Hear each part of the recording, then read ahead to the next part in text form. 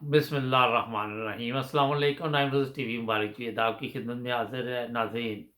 हमारे साथ हमीदुल्लाह ज़फ़र साहब जर्मनी से और ये बात आज करेंगे 1965 की जंग जंग जो हुई थी पाकिस्तान और हिंदुस्तान की, उसमें क्या मकासद थे और ये जंग क्यों शुरू हुई?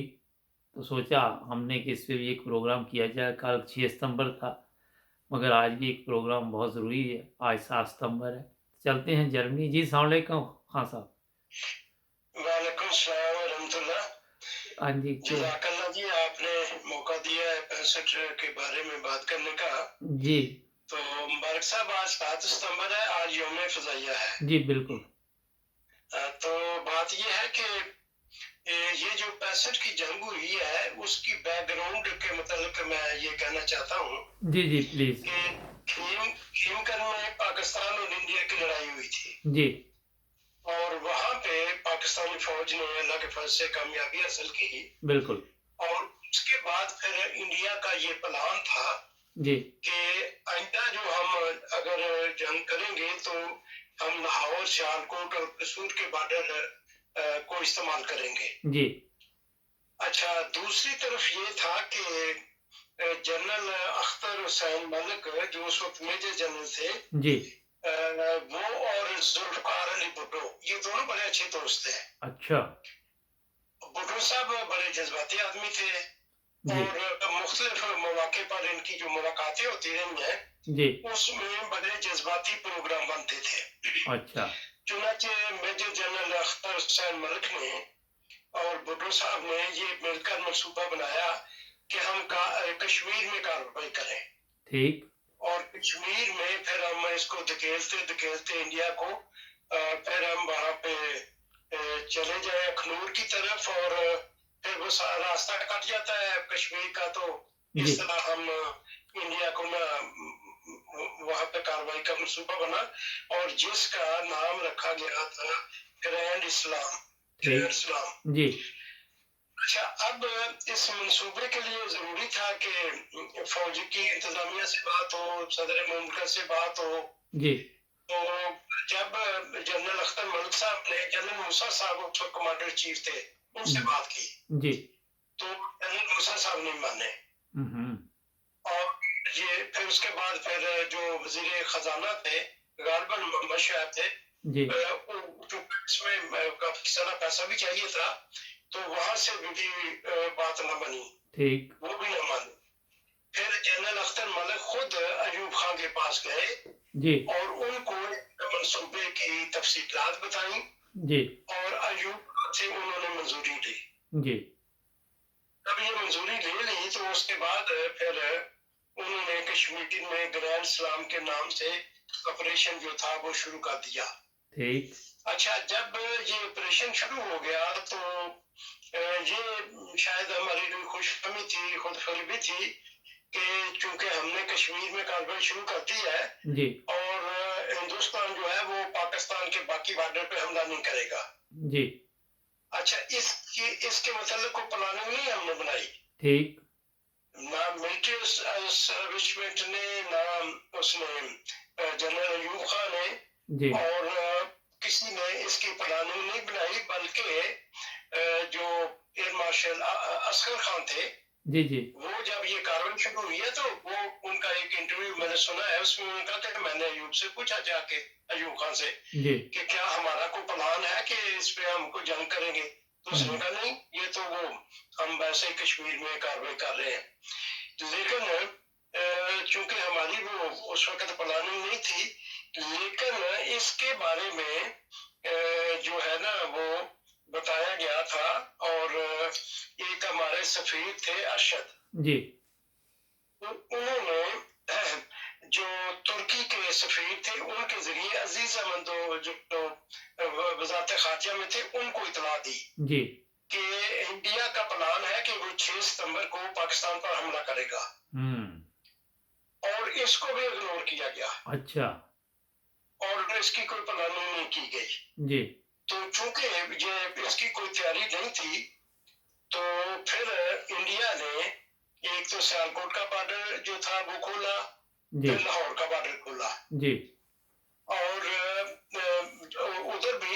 जो छमजोड़िया का बॉर्डर था उधर भी जब देखा, और उस वक्त कमान चेंज हुई थी एयरफोर्स की। जी असगर खान रुखसत हो रहे थे और एयर मार्शल नूर खान ने टेक ओवर किया था। जी तो एयर मार्शल नूर खान, असगर खान तो बहुत ग्रेट आदमी था, जी बहुत बहादुर और बहुत अच्छा इंसान था, बड़ा दयानदार, और नूर खान भी बड़ा प्रोफेशनल पायलट था। जी ये हेलीकॉप्टर में उधर गया हुआ था कश्मीर की तरफ, तो इसने देखा कि वहाँ इंडिया के त्यारे वगैरह है, तो इसने फिर वहां से टेलीफोन किया एयरफोर्स कमांड को कि अपने तैयारे भेजे, और फिर उन्होंने भेजे। जी अच्छा, लेकिन एक बात मैं इसमें बतानी चाहता हूँ, मैं भूल गया हूँ जी कि उस खेमकरण के बाद इंडिया ने अपना एक कैमरा जहाज भेजा था जो पिंडी पे फ्लाइट कर रहा था। ये अच्छा 65 से कोई 5-6 साल पहले की बात है, और वो 47,000 फुट की बुलंदी पे था। जी और वो फिर पाक फजाइया के जो पायलट थे, उस वक्त हमारे पास F-86 था। जी F-86 जो है, F-86F और F-86 ये मैंने देखे, मैं तो उनके कारपेट में बैठा हुआ हूँ। जी ये हमारे पास 120 तैयारे थे। ठीक अच्छा, जो 104 थे वो हमारे पास 12 थे, जी और B-57 बमबार तैयारे थे, वो भी हमारे इसमें शामिल थे। तो वो जो 47,000 फुट पे वो कैमरा जहाज था, जी तो फ्लाइट लेफ्टिनेंट यूनुस गए थे, ठीक और उस बुलंदी पे जाके उन्होंने उसका पीछा नहीं छोड़ा और उस तैयारे को हिट किया है।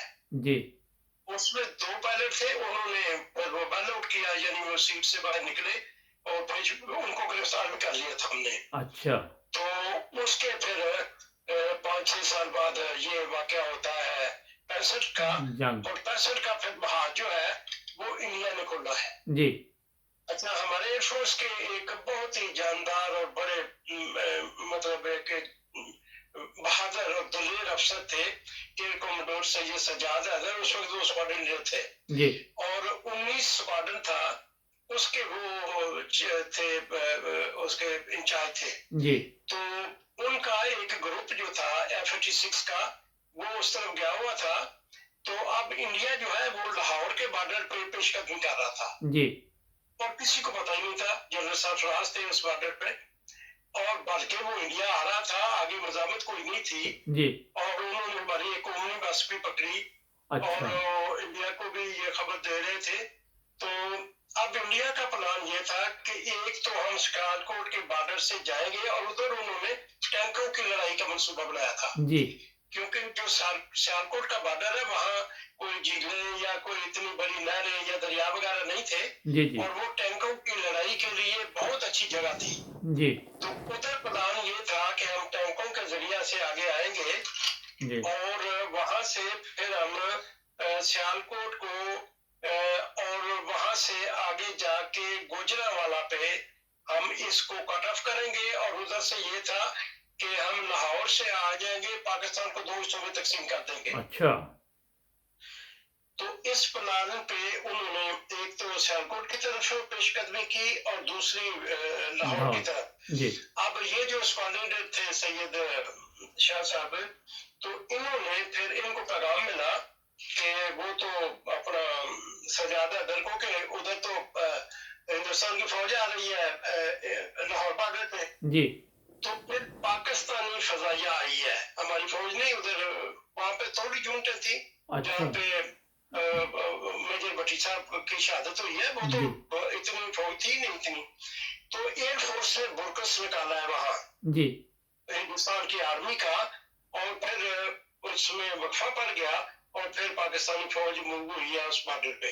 अच्छा अच्छा, दूसरा जो बॉर्डर था सियालकोट का, जी उस बॉर्डर पे भी ये था कि चूंकि तैयारी नहीं थी, जी और हमारा वहाँ पे ब्रिगेडियर अब्दुल अली मलिक थे, जी और उनको भी कल जो डॉक्टर शाह साहब ने बताया वो ठीक बताया था कि पीछे हटने का कहा गया था। जी लेकिन उन्होंने कहा कि अगर मैं पीछे हट जाऊं और सियालकोट पे कब्जा हो जाए, तो ये तो पाकिस्तान तो फिर ये तो आगे बढ़ेंगे, लेकिन हम यही रोकेंगे इसको। जी और फिर वहां टैंकों की लड़ाई हुई है, ठीक और उसका एक नक्शा जो है वो मुमताज माहिर कानून है, कई किताबों के मुसन्निफ है जी डॉक्टर एजाज हुसैन बटालवी, जी वो बकायदा उस बॉर्डर पे गए हैं इस जंग के बाद, और उन्होंने जाकर ब्रिगेडियर अब्दुल अली से सारा ये कुछ पूछा है और ये प्लान फिर उन्होंने बताया। और कल जो शाह साहब बात कर रहे थे कि उनको डॉक्यूमेंट्स मिले थे, तो उन्होंने 8 टैंक इंडिया के पकड़े थे। अच्छा। और 8 टैंकों में से एक टैंक में वो कागजात थे उस प्लानिंग के, जो उनका हिस्सा था कि हमें इस सियालकोट को गुजरात को जो है वो डिसंगेज कर देंगे मगरब पाकिस्तान से। जी। तो उसकी रोशनी में फिर अब्दुल अली मलिक ने फैसला किया कि नहीं, मैं इधर ही रुक के तो मैं मुकाबला करूंगा। जी। अब वो टैंकों की जंगे जिंग दोम के बाद सबसे बड़ी लड़ाई है। अच्छा। और चूंकि टैंक थोड़े थे जी। जो आज तक मुझे इल्म है 47 टैंक थे और 45 उनमें ठीक थे, 2 खराब थे। और फिर अब्दुल अली ने अल्लाह से मदद मांगी, फिर 2 भी ठीक हो गए। तो बजाय इसके कि ये सामने से उनका करते सामना, इन्होंने साइडों से उन टैंकों को फिर मारा है। और वो फिर जिस तरह गोलदारा नहीं होता जी, कुमन केड़ी पेंदी है बिल्कुल पंजाबी में कहते हैं, बिल्कुल बिल्कुल। वो फिर कुमन केड़ी पड़ गई, ऊपर से फजाइया आ गई जी। और वो इंडिया के टैंकों से ही टकरा रहे थे। अच्छा। ऊपर फजाइया मार रही थी। जी। और इसको असहाबे फील से अलम तरा कैफा फाला असहाबे फील वाली कैफियत वहां बन गई थी जी। कि ऊपर से फजाइया मारती थी और नीचे वो टैंक एक दूसरे से इंडिया के टकरा रहे थे। जी। और अल्लाह ताला ने इस तरह की मदद जो है वो अता फरमाई और इस तरह उस बॉर्डर पे जंग हुई है। जी। और लाहौर के बॉर्डर पे भी जंग हुई है। बिल्कुल। एक बात मैं जरूर आप ख्याल में लाना चाहता हूँ जी प्लीज। कि एयर मार्शल असगर खान को जी। अयूब खान ने भेजा था चीन, ठीक। और वो मिले चुअन लाई से। अच्छा। तो चुअन लाई ने कहा कि जितने भी जहाज तुम्हें चाहिए हम देने के लिए तैयार है और हमारे जहाज फ्लाई करेंगे और वो पेशावर और सरगोदा बेस पर पहुंच जाएंगे। जी। तो जब उन्होंने बताया उनको अयूब खान को, तो अयूब खान ने कहा कि नहीं आप इस तरह करें, उनको कहें कि इनको डिसमेंटल करें और क्रेटों में भर के ना पैक करके हमें भेज दें। अच्छा। और उसमें ये था, डरते थे कि जहाज उड़ेंगे, अमेरिका को पता चलेगा, इंडिया को पता चलेगा कि जहाज ऊपर से आ रहे हैं। तो उसके खौफ से फिर उन्होंने जो है वो ये, और चुअन लाई ने उनसे कहा कि बात ये है कि हम आपके साथ हैं, जो भी मदद आपको चाहिए वो हम आपको देंगे। ठीक। लेकिन बरगा साथ उसने एक और बात कही। जी। चुअन लाई ने कहा असगर खान को कि देखो आप तो आए मदद लेने और हमारी मदद मांग रहे हैं, लेकिन मेरे पास एक खबर है और वो ये है कि अयूब खान तो जो है वो कह रहा है सीज फायर हो, वो मांग रहा है सीज फायर मांग रहा है। जी।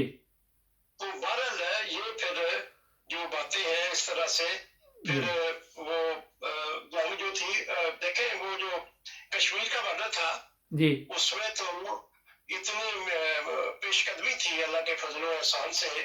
और मेजर जनरल अख्तर मलिक जो थे वो बड़ी बहादुरी से उसको कर रहे थे, लीड कर रहे थे। और अखनौर जो था वहां वो पहुंचना चाहते थे और थोड़ी दूर रह गए थे। और अगर अखनौर में कब्जा हो जाता ना तो भारतीय फौज की कमर टूट जाती जी। और हो सकता है कि वो फिर सियालकोट पे हमलावर होने की जरूरत ही न करता। बिल्कुल। लेकिन वहां पे फिर ये है कि कमान को चेंज किया गया है। अच्छा, ये एक वैसे यहाँ सवाल है कि उस वक्त कमान चेंज करनी चाहिए थी इनको?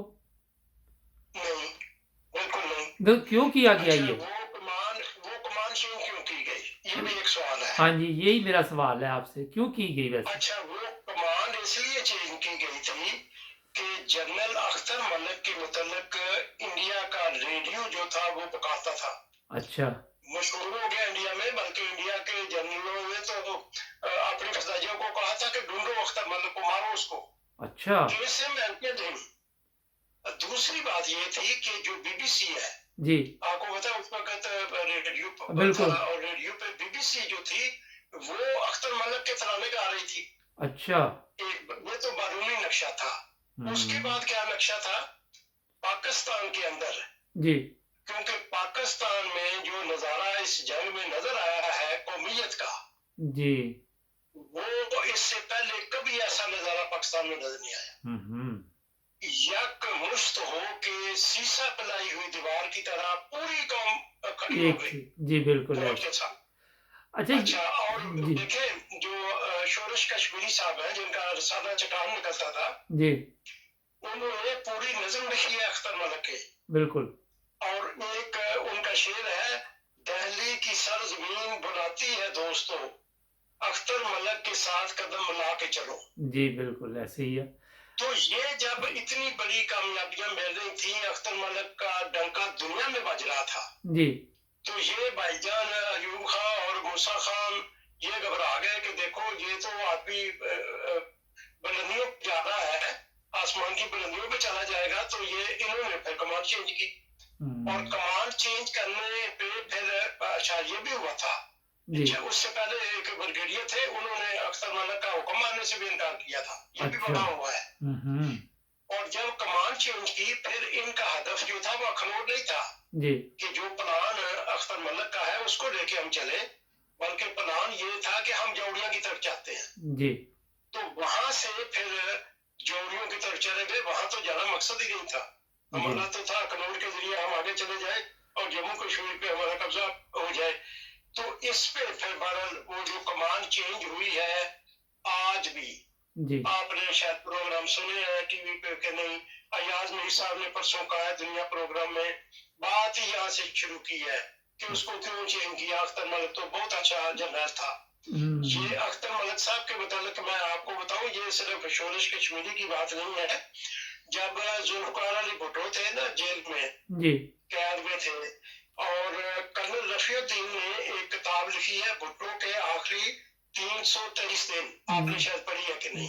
नहीं मैंने नहीं पढ़ी मेरे जी, पास जी, मेरे पास उसकी कॉपी है। जी, उसमें वो कहते हैं कि एक दिन 65 की जंग की बातें हो रही थी, जी, और उसमें उसने कहा कि जनरल अख्तर मलिक को कश्मीर शम जोड़ियों महाज पर ना रोक दिया जाता तो कश्मीर में हिंदुस्तानी अफवाज को तहस नहस कर देते। हुँ, मगर अयूब खान तो अपने चहेते जनरल याह्या को हीरो बनाना चाहते थे। जी, और जंग 65 की तस्करे के दौरान भुट्टो ने जनरल अख्तर मलिक की बेहद तारीफ की और कहने लगे, अख्तर मलिक एक बाकमाल जनरल था, वो आला दर्जा का सलार था, वो बड़ा बहादुर और दिल गुर्दे का मालिक था और फन सपागरी को खूब जानता था। जी, उस जैसा जनरल पाकिस्तानी फौज ने अभी तक पैदा नहीं किया। वाह! फिर भुट्टो साहब मुस्कुराते हुए कहने लगे, जी, बाकी सब तो जनरल रानी है, हुँ। बाकी सब तो जनरल रानी है। अच्छा तो इस तरह जी, जी जी मैं ये पूछना चाह रहा था 1-2 सवाल भी मेरे ज़हन में आए। ये पहली चीज़ तो ये ज़रा बताइए कि जो मेजर अज़ीज़ भट्टी थे, वो शहीद हुए थे। कल एक दोस्त का फ़ोन आया था तो डॉक्टर साहब ने हमारे जो बिशारत खान साहब उन्होंने कहा कि उन्हें गोला लगा था ना? तो कोई इसके बारे में हाँ आपके जी। पास इन्फॉर्मेशन हो तो ज़रा आप ये भी बता दीजिए इस प्रोग्राम में प्लीज़।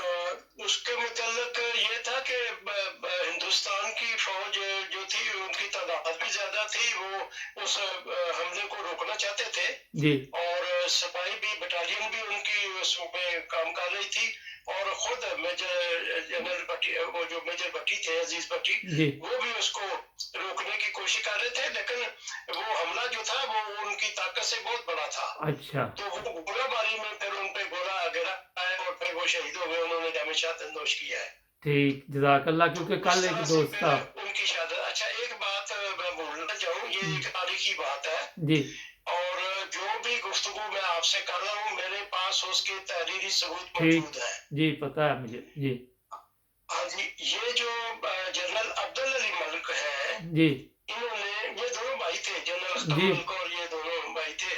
बिल्कुल। और जनरल अब्दुल अली ने इस जंग के बाद जनरल अख्तर मलिक को खत लिखा अच्छा, और उनसे पूछा कि ये जो तब्दीली हुई थी और जनरल याह्या को आपकी जगह बैठा दिया गया था, जी, तो इसकी क्या वजूहत थी। जी, तो मुबारक साहब जनरल अख्तर मलिक ने उसका जवाब दिया है एक खत जी, में। उन्होंने लिखा है कि मैंने सोचा कि मैं इसके मुताबिक एक किताब लिखूं, जी, लेकिन फिर मैंने इरादा तर्क कर दिया, जी, क्योंकि अगर मैं किताब लिखता तो वो किताब जो है वो उससे पहली बात तो ये है कि फौज का मोराल डाउन हो जाता। जी,